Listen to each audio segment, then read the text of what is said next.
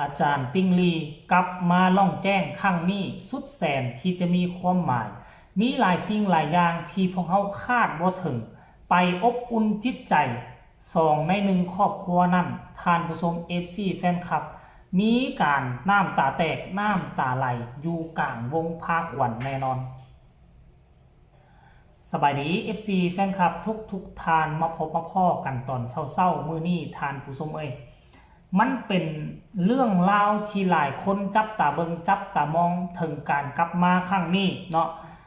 กลับมาเฮ็ดหยังหลายคนก็สงสัยว่ายกทัพกันมาแล้วหรือบ่พร้อมแล้วหรือบ่ที่จะมาครั้งที่2เพราะว่าก่อนหน้านั้นเห็นทั้งทีมงานกู้ภัยพี่น้องชาวไทยก็ออกมาโพสต์เคลื่อนไหวว่าก๊อก2รอบ2เนาะแต่ว่าเว้านี่มันเว้าได้แต่ว่าการที่จะเริ่มนี่มันต้องไปประเมินคือเขาเว้านำกันหลายเทื่อประเมินหลายสิ่งหลายอย่างแล้วเมื่อวานนี่ผลประเมินก็ออกมาแล้วไปเบิ่งแล้วประเมินเบิ่งสภาพแล้วมันหนักคูณ2ตั้งแต่ตอนยังบ่ทันออกมาแล้วก็ออกมาเรียบร้อยแล้วกลับมาเบิ่งครั้งนี้น้ำเต็มหน้าถ้ำน้ำทั้งเทิงล้นไปน้ำทั้งด้านลุมยืงขึ้นมามันเป็นการยากที่จะเข้าไปสืบต่อภารกิจแต่ว่าถึงยังไงก็ตามทำทีมงานเขาเจ้าก็บ่ได้เว้าว่าโอ้มันเฮ็ดบ่ได้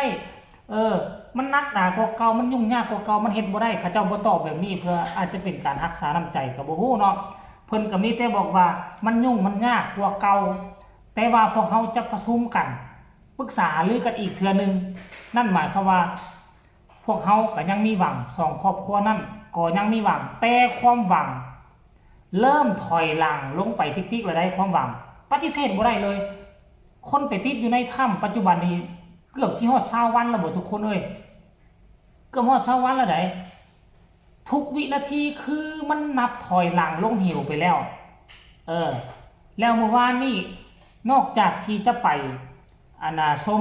ไปประเมินเบื้องหน้าถ้ำแล้วทั้งอาจารย์ติงลีอินเตอร์แล้วก็คนอื่นๆเรายังมีโอกาสได้ไปร่วมลิ้นบุญบั้งไฟ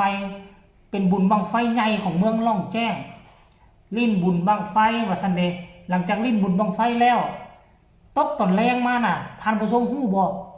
เป็นวันที่มีความหมายที่สุดอีกวันนึงเนาะเบิ่งตามรูปภาพเจ้าก็คงจะฮู้เลยแหละเบิ่งตามรูปภาพเนาะทะลุไปฮอดเฮือนตุนเอเนาะทั้งตุนเอนี่นะตุนเอและครอบครัวเป็น1 ใน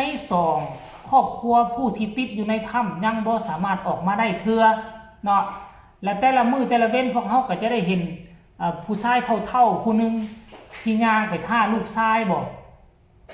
เบิ่งตามภาพถ้าค่อยเดาบ่ผิดมี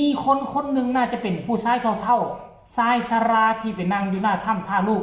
มาห่วมน้ำท่านผู้ชมมาห่วมน้ำเพิ่นใส่ชุดลายสีเป็นลักษณะคือทหารเนี่ยสีลักษณะแบบนี้น่ะมาห่วมน้ำผูกคอต่อแขนเขาเอิ้นว่าฮับขวัญตุนเอหรือว่าเท่าเอฮับขวัญหรือว่าเอิ้นขวัญในภาษาลาวเฮาแหละคนที่ไปเจอความทุกข์ความยากความลำบากกากกรรมอยู่ในหน้าถ้ำมุดถ้ำเข้าไปย่านไปขวัญย่านไปลี่ไปลงอยู่ทางด้านในหั่นแล้วก็เลยกลับมาในเมื่อผู้มีพระคุณผู้ที่เอิ้นว่าเป็นอาจารย์ผู้ที่เขาเจ้านับถือก็คืออาจารย์เก่งกาจได้กลับมาทั้งทีเขาก็เลยได้จัดพิธีผูกคอต่อแขนให้กับตุนเอนะมีชาวบ้านชาวซองแล้วก็มีญาติพี่น้องเต็มเฮือนเลยนะเบิ่งแล้วเบิ่งด้วยสายตานี่บ่ต่ำกว่า20-30คนพุ่นแหละทั้งทีมงานของอาจารย์ติงลีก็มี5-6คนนี่มีอาจารย์ติงลีคุณทรายเล่งอินเตอร์น้องคิวแล้วก็มีอีกท่านนึงที่มานำกับอาจารย์ติงลีข้ามมาจากฝั่งไทยแล้วก็จะมีอีกคนนึงก็คือเท่ามืดเนาะเปลี่ยนเป็นผู้พาห่วยก็มี5-6คนในบวกสิกับครอบครัวเขาหลายทุกคนบรรยากาศเมื่อวานนี่ก็เต็มไปด้วยความชื่นมื่นทุกคนเต็มไปด้วยความชื่นมื่นผู้คอต่อแขนแล้วก็มีการกินข้าวกินน้ำประเพณีวัฒนธรรมลาวไทยของเฮากินน้ำแล้วน้ำธรรมดาบ่กินก็กินน้ำกาหัวศอกกินน้ำกาหัวเสือที่เป็นปองสีเหลืองๆได้น้ำกาหัวเสือเป็นปองใสๆก็กินหลายแล้วก็มากินที่มันเป็นตัวเข้มข้นแน่ก็ม้วนกันท่านผู้ชมแต่ เฮาเบิ่งแล้วคือว่าชื่นมื่นแต่ว่าเท่าเอได้ออกมาโพสต์ทุกครั้งโพสต์ด้วยน้ำตา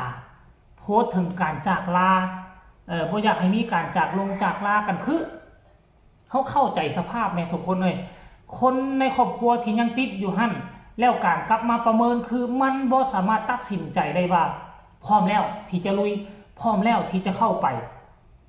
ผู้ที่คองคอยอยู่ในหัวใจเนี่ยมันทุกข์มันทรมานในท่านผู้ชมบ่แม่นว่ากู้ภัยเขาเจ้าบ่อยากเฮ็ดกู้ภัยนี่อยากเฮ็ดแต่มันต้องประเมินเบิ่งหลายสิ่งหลายอย่างประเมินหลายสิ่งหลายอย่างแล้วเมื่อคืนนี้ได้ยินเสียงได้ยินการไล่สดของทั้งกู้ภัยมานัดแห้งยิ่งตกใจก่อนที่กู้ภัยจะตัดสินใจถอนทัพออกมามันมีหลายสิ่งหลายอย่างได้ยินว่าการบ้าการบ่นของชาวบ้านถามกู้ภัยพร้อมที่จะแลกบ่เนาะพร้อมที่จะแลกของเฮาพร้อมที่จะแลกบ่คันแรกนี่กู้ภัยมีอันเป็นไปเลยห่วยกู้ภัยก็เลยตัดสินใจเฮามานี่เพื่อจะมาช่วยเหลือ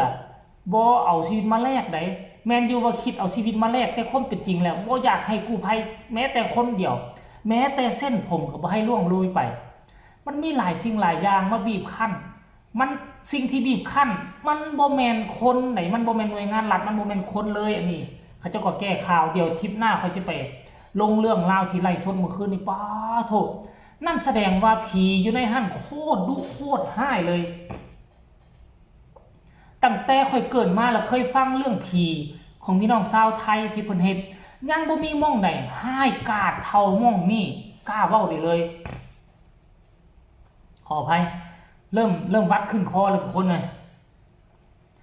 มี FC แฟนคลับหลายคนก็ส่งมาโอ้เริ่มเสียงคอยเสียงนั้นเลยเด้อเพราะมันวัดขึ้นคอแล้วนะโอ้ก็น่าเป็นห่วงท่านผู้ชมมันห้ายขนาดนั้นพุ่นน่ะผีมีบ่จักกี่ตนที่ห้ายแห้งที่สุดคือตนอยู่ในถ้ำว่าซั่นปาโธจะมาปิ้งใส่เคียงสะบ่ท่านผู้ชมเว้ยจนเฮ็ดให้การไล่สดเมื่อคืนนี้ก็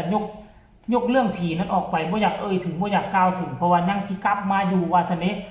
คันมาไล่สดกล่าวหาเพิ่นอยู่มาเว้าขวัญเพิ่นอยู่มาเว้าขวัญเพิ่นอยู่บัดกลับมาเขาจับงัดขังนั้นไว้ออกก็ยากในยุ่งขี้ยุ่งเหยี่ยวอีกได้ท่านผู้ชมเอ้ยเอาจะเอาเป็นว่าเรื่องราวอาจารย์ติงลีค่ำคืนที่ผ่านมานี่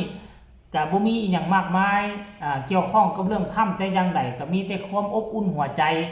ที่อยู่ที่บ้านตุนเอและครอบครัวหนึ่งในผู้ที่ติดอยู่ในถ้ำนั่นเฮาก็ได้เห็นความหักความแพงระหว่างพี่น้องบ้านพันไซชาวเมืองล่องแจ้งที่มีต่อผู้มีพระคุณก็คืออาจารย์เก่งกาจหรือว่าอาจารย์ติงลีนั่นเองเนาะท่านผู้ชมและก็มื้อนี้